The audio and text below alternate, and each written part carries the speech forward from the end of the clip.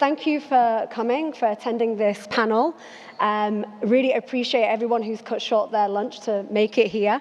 And my name is Hind Hassan, and it is my pleasure to introduce my esteemed panelists today. They need no introduction, but I'm going to give you one anyway. So joining me is Diana Buttu, who is a Palestinian-Canadian lawyer specializing in negotiations, international law, and international human rights. And Diana is also an analyst and commentator on Palestine, drawing on her experience as a former advisor to the negotiating team of the Palestine Liberation Organization. And then at the end, of course, Mr. Professor Ilan Pappé, who is a world-leading Israeli historian, political scientist, and author. He is a former professor at the University of Haifa and is now director at the European Center for Palestine Studies at the University of Exeter in the United Kingdom. Thank you so much for joining us. So this conversation is called Across the Divide, a conversation between neighbors. And among some things that we're going to be discussing is the complexities of identity. Now, I know we could take a month to talk about this and to hear from you both talk about this. But if we were to touch on that, especially given both of your backgrounds and your experiences, could you talk to me a little bit about that? For example, Diana, the Palestinian identity is probably one of the most misunderstood, heavily politicized in the world. You know, you have media, organizations, politicians just frequently projecting their own ideas and ideologies on what it means to be Palestinian. Can you talk me through that identity, especially in today's world? Yes, certainly. First, thank you very much for moderating this. And thank you to all of you for attending. And of course, thank you to my friend and neighbor, Ilan Pappé, Professor Ilan Pappé, for being here today. In terms of identity, it is, of course, very complex, but it's also not complex. And one of the things that has been the most frustrating being a Palestinian is the ways in which everybody defines us rather than allowing us to define ourselves. And this is particularly the case with Palestinians who hold Israeli citizenship, the 20% of the country who remained after the ethnic cleansing of Palestine in 1948. These are people who distinctly define themselves as Palestinian. Our identity predates the creation of the State of Israel. It will post-date Israel. And it's very much tied into the entire region, into the Arab world. It's one that is rich and developing at the same time. And yet the ways in which people tend to define us is everything but being Palestinian. So I'm frequently called Israeli Arab or Arab Israeli, as though somehow Israel is linked to my identity, when in fact my identity predates anything Israel by many years. And so this has become over time even further entrenched because of what Israel is doing now in Gaza, where we're now seeing that it's become where people are feeling, and not just feeling, are being attacked, criticized, in some cases thrown in prison, for simply raising their head and refusing to accept genocide, refusing to accept a different identity, refusing to somehow submit to be Israeli and all that that entails, and instead staying firm to this idea of being Palestinian. Thank you. Yeah, I mean, I guess as a journalist who has worked alongside Palestinian journalists in Gaza, we see that constantly. Whenever we advocate for our colleagues who are Palestinian, they're often treated with a very different approach to our other colleagues in other countries, and that is very unique to Palestinians. And Professor, I wanted to bring it over to you as somebody who, you know, as someone who was born in Haifa, someone who worked there, who is identified as an Israeli, but as also someone who has, supported boycott movements and has spent a lot of time working on, reports that criticize Israel and also challenge the Israeli narrative of history. What does that Israeli identity, how is that defined now and how has it changed over the years since the creation of the State of Israel? Well, yes, first of all, it's great to be here, and thank you for inviting me. I think that we have to remember that the Israeli identity is relatively a new creation. When you look at the whole Zionist project, the idea of kind of imposing, if you want, a European Jewish state on the Arab world, creating it at the heart of the Arab world, and then claiming that actually this is not a new identity, but a reinvented old identity that goes back to the biblical times, no wonder that this is very artificial. Therefore, very few people in Israel are Israelis. They're either Jews or Palestinians. I don't know of many Israelis who are Israelis. There's a famous very good article by Anton Shamas on this. He says actually the only Palestinians who are defined as Israelis are Israeli Palestinians when they are outside. So it's a very unreal in sometimes, because the more important identity in Israel is your ethno-religious identity, I would put it this way. For me, this is a great challenge. I don't identify with the ethno-national identity I'm supposed to be related to, and I don't think our identities are only a natural thing you're born with. I think identities develop over time, and although biologically, if you want, I'm not a Palestinian, in many ways I do feel a Palestinian, maybe the best way to explain this is to mention two things. One is, most Israelis do not distinguish between the state and the country. I do. I think there's a difference between the country, which is Palestine, and the state of Israel. Both of them are facts. I'm not challenging the facts, but there's a difference between the state and the country. And you can identify with being part of a country and not necessarily identify with the state. And this is something which I think will happen in the future. It was very important because the state is new and was not always there, is not always going to be there. Secondly, it's a complicated identity to someone who goes out of the boundaries of one's own tribe, you know. I remember I was in the University of Exeter in 2015 trying to organize a conference, and we needed police protection because there was a lot of anger about the conference that talked about settler colonialism in Palestine. And the chief of the police in Exeter started by saying, "Are you an Israeli?" Because he didn't understand why the Israeli embassy asked to cancel a conference that an Israeli organized. And I said to him, "We don't have time. Really, we don't have time. Next time we have time, invite me for a cup of coffee, I'll explain. Let's get to business." You know, it's very difficult. And it's like when you go into a taxi and someone asks you, as taxi drivers do, don't they? Where are you from? And I say, if you're willing to stop the meter and you have an hour, I'll explain to you. Otherwise, let's go to the next question. Yeah.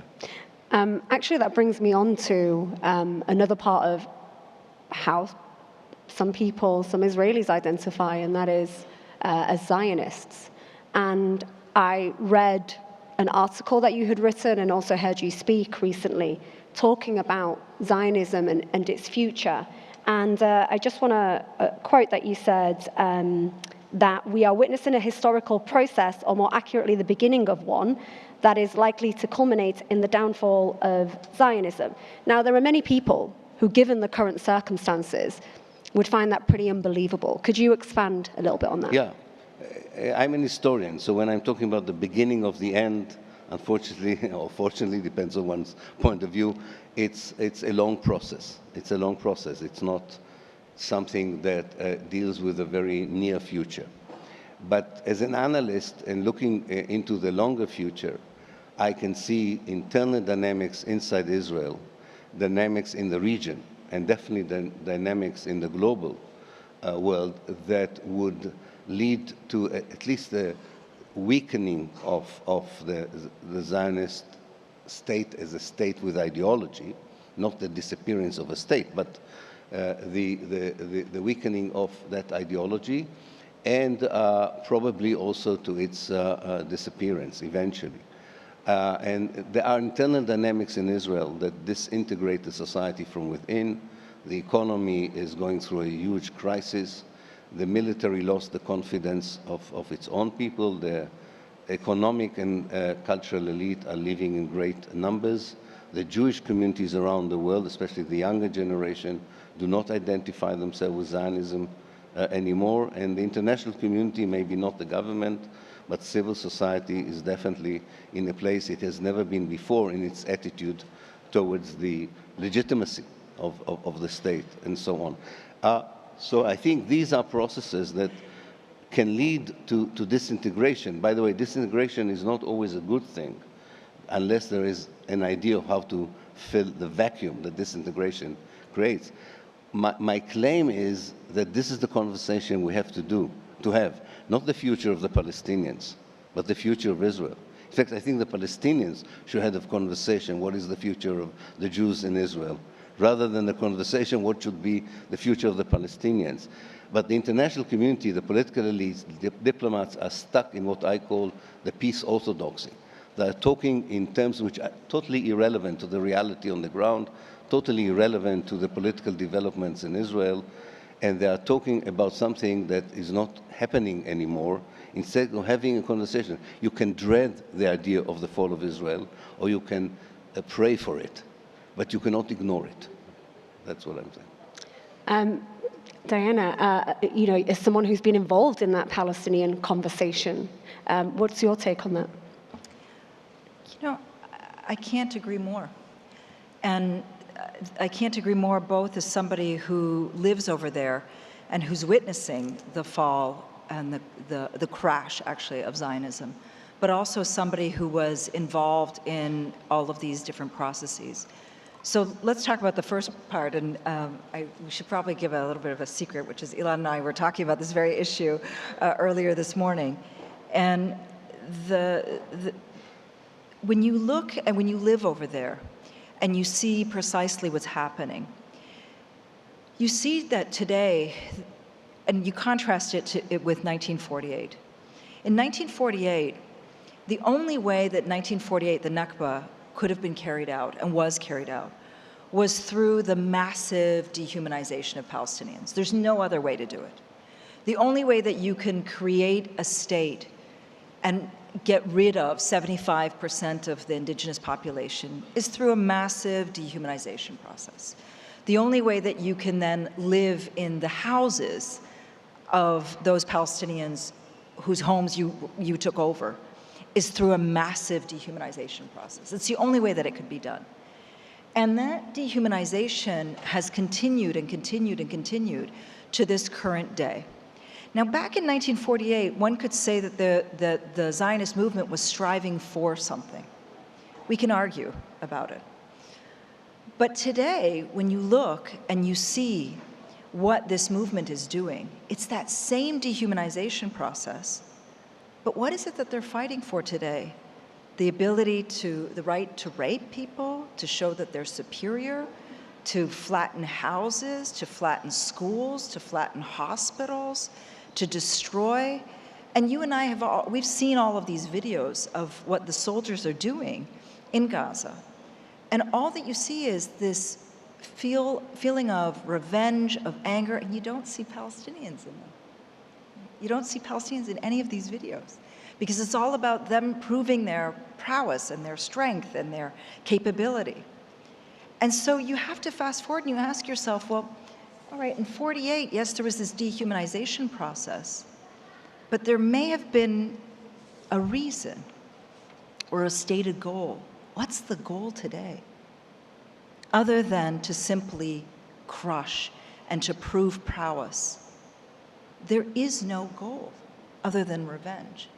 And so it's because of this, as somebody who lives over there, you can feel exactly where the society is beginning to implode. It's not just a question of the elite leaving. It's not just a question of soldiers refusing to go to the army, and there are high numbers of them. It's not just the economy that's in shambles, but it's this deep-seated feeling that there's no trust in the military establishment, there's no trust in the government, and it's a questioning of the system, of the very system that brought them there in the first place. And so that's on the one side. Now, on the other side is, I can say that too many years have been spent and wasted doing everything but talking about the elephant in the room. And that elephant in the room is 1948 and the ethnic cleansing of Palestine. There have been so many discussions about how to draw a line, where to draw a line, what shape does the line look like, what's going to happen on either side of the line. And believe me when I say that if this had all been about drawing a line, meaning drawing a border, it would have been drawn a long time ago. This is much deeper than that. And until we get to a place where the world recognizes that there has been not only a historic injustice perpetrated against Palestinians, but that this is going to fester until it's addressed, until the issue of Zionism is addressed, until we get to that point, then again, this is just going to continue to fester. And we should move away from this idea of somehow thinking that there is a temporary solution or drawing a line or creating some sort, or normalizing Zionism, normalizing genocide, normalizing all of that. That's where we have to move away. And if we're very serious about really addressing this issue, it begins by stepping away from all of these processes that have gone on for such a long time. Which actually brings me perfectly on to the next thing that I wanted to talk about, which is that idea of, 1948, what's happened since there, the line, what the next steps are. One word that we hear a lot is coexistence, and how important it is to coexist. But of course, there has been a lot of criticism of this world, that it has been weaponized and that it's been used to legitimize occupation, which, is contrary to the word itself, which is a seemingly peaceful word. Professor, I wonder what you think of that word coexistence and what does it mean to you? Yeah, I think it has a genuine meaning and it has a false meaning. For me, a genuine meaning of coexistence is thinking about Palestine before 1948, when Muslim, Christian, and Jews had coexistence, which was genuine, which is not idealizing that coexistence. It had its tensions, it had its moment of crisis, but there was much more genuine relationship and taking interest in one's own fortunate years, less fortunate years. The boundaries of the communities were less rigid. People were moving also from one community to the other. And you could see it in the way people lived next to each other and sometimes inside each other, so to speak. By the way, not only in Palestine, the whole Mashriq, the whole Eastern Mediterranean, until the arrival of Zionism and the more fierce kind of imperialism after the First World War, had this kind of genuine existence. The existence that people are talking about today is what we used to call laughingly the kissing cousin industry. It is an attempt to create a false parity in a situation where there is disparity. There is no coexistence really between a rider and a horse, or between a colonizer and a colonized. Yes, they exist together, but they don't coexist. One exists mainly at the expense of the other. And I don't think we have to give up on the idea. In fact, I do believe that the future is a win-win formula if the genuine coexistence can be resurrected, can reenacted. But it cannot be reenacted before you end the disparity, the imbalance on the ground. And Diana talked about dehumanization, indoctrination of 75 years or 76 years in which you dehumanize the Palestinians is not a very good recipe for building that kind of a coexistence. So it's very clear to me that one word we don't like to use, but we should use about the future, is decolonization. And you decolonize not only a country, you also decolonize the mind, you decolonize education. And that's a long process. As a historian, I know that unfortunately decolonization is not a walk in the park. It's can be a very violent process. All we can hope for would be less violent than other precedents in history. But one of the process is creating the mindset among those who dehumanizes the other that would bring a different kind of attitude based on humanity. Now, luckily, we don't have to invent the wheel. It's not the first place in the world where you had to totally change the educational system, the cultural system, the perceptions, but you need to create the conducive circumstances for beginning to build something different. The whole idea of the two-state solution is based on the notion that Arabs and Jews cannot live together, which is also ridiculous given the fact that 20% of the Israelis are Palestinians and 50% of the Jews are Arabs in Israel, but they de-Arabize themselves.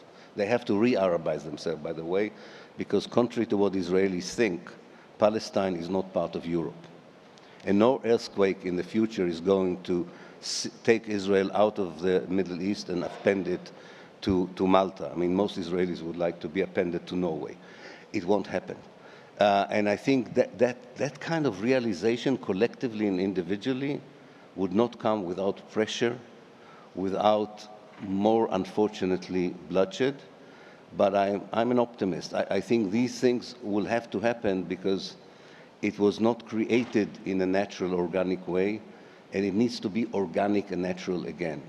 And coexistence, again, has to be all these terms that have been abused, hopefully will have a more meaningful content to them in a different reality. Thank you. I mean, we would be remiss to not talk about current situation, what's happening now and what we've seen happen, and international justice systems and rules of law. So, you know, we've had ICJ rulings, we've had ICC hearings, one just recently, and, you know, every single time, you know, we've heard from Israel, it delegitimize or undermine those structures that are supposed to be there to protect civilians and people on the ground. And there are many people when I've been on my reporting, when I've been reporting, who have just said to me that they don't have faith in those international justice systems anymore. And I wanted to ask you, Diana, as a lawyer and as somebody who has worked in negotiations, are they still valid international humanitarian laws, and should they be? Should we still be giving weight to them? The short answer is yes. I'll give a little bit of a longer answer. Look, I think it's important to step back and reflect on two things. First is that international law is like any law anywhere around the world. It's a reflection of power. It's no different than the domestic systems that we are all part of. For example, if you look in the United States, somebody who carries out a violent crime directed against one person will probably go to prison for a longer period of time than a person who commits a quote-unquote white-collar crime, even though the white-collar crime affects many more people. That's a reflection of power. That's not a reflection of justice. And so too, the international system is a reflection of power. The second thing that's important to keep in mind is that unlike domestic systems, international law there's no global sovereign. It's not self-executing. In other words, there isn't going to be somebody that's going to come in and make sure that the law is being upheld. What we do have instead is a very flawed system where countries around the world are obligated, everybody around the world is obligated to uphold this international system. And as somebody, you know, when you study international law and international human rights law and international humanitarian law, you spend a lot of time reading about genocide, a lot of time. And there's a reason that these laws were created, which is to prevent and stop genocide. And here we are now in a place where Israel is testing the world. It's testing this global system of prevention and stopping genocide. And unfortunately, we're not seeing that countries are stepping up fast enough to prevent, to stop it. Does it mean that international law should be thrown out? No, not at all. There is still a value, and we have to keep insisting on the use of standards, of rules, of having a global system of law. Otherwise, this isn't just about Israel, it's about every country around the world that gets the ability to abuse it. Is it flawed? Yes. Just like every other system around the world is flawed. But I refuse to believe that without it, it's going to be better. And I refuse to somehow say this, we live in a world where might is right and that's it. Because if that's the case, then what is it that people are, why are we striving? Why are we trying to push for a better world? Has the system so far not risen to the challenge? Absolutely. And if there's anything that we should be doing is we should be pushing for this international system to be doing what it should be. On so many levels, international law has been the only thing that's actually been working.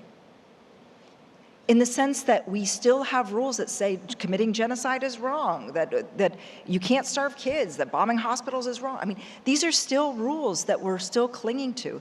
Imagine us being in a world where we say that's okay, that's okay. I think that the pressure now has to be where you're now at this place where there's a global wake-up call. And Israel's pushed people to challenge it, to say, do they believe that there's a global system, or is there a global system that's somehow not applicable to Israel? And if I could also get your thoughts on that, you know, given the failures of the international system to stop what's the bombardment of Gaza, do you think that we should still have hope in it? Are there alternative justice systems? Yeah. I'm a bit more pessimistic about international law than Diana here. Finally, we have a little bit of disagreement. It's boring otherwise. I think that the system that the West has created after the Second World War was created when most of the rest of the world was still colonized. I mean, there was really a Western effort to universalize the concept of justice. And it proved to be a more Western concept of justice than a universal. If there was a moment in history where this system could have shined and could have shown to the global South, no, this is universal, was the case of Gaza. And it totally failed in doing this. And this creates a very deep crisis in international law, to the level that I think we have to renegotiate everything we negotiated after the Second World War. What does it mean, universal justice? What does it mean, international law? We cannot rely on the foundations because they have proven to be unreliable. And that means really rethinking, and not just in terms of legal systems, also of philosophies of justice. We need to connect to other traditions, not just the Western tradition. The main source for international justice was the period of enlightenment in Europe. That is not the only source of human wisdom. Human wisdom it exists in many other civilizations and theologies and philosophies. We have to go to other sources as well and to rebuild that system, because without international law, we will not be able as a global community to deal with challenges that can only be dealt on the basis of international cooperation. Global warming, poverty, migration, and so on.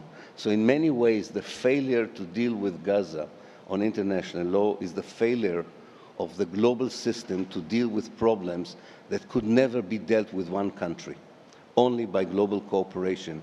Global cooperation cannot be based only on Western notions of universalism, because they have betrayed many people in the global South, and we need to rebuild the confidence in universal values. Otherwise, as a human society, we would fail in dealing with challenges which are much more formidable than nationalism, ethnic wars, and political crises, or even economic crisis. You know, for me, that sounds more like a question of the way in which it's being implemented rather than the actual rules in and of itself. It means there have been some really amazing things that have emerged from international law, and one of the things that has been really interesting is in this ICJ case against Israel, the one against genocide, I don't think we should discount that it was South Africa that was bringing the case against Israel, because they were coming back with their receipts and saying to the West, look, this is what you said is going to work, and here it is, we're demanding the receipts. I do think that there are other systems that we should also be focused on. But I don't believe in I think that we've gotten to a point where it's all about abandoning versus non. And I still think there's still something there that needs to be held. Well, we should infuse at least them. Infusing. Yeah. Thank you so much. Exactly on time. And we'll end on that positivity. Absolute honor to have you both on stage here. Thank you so much for that discussion.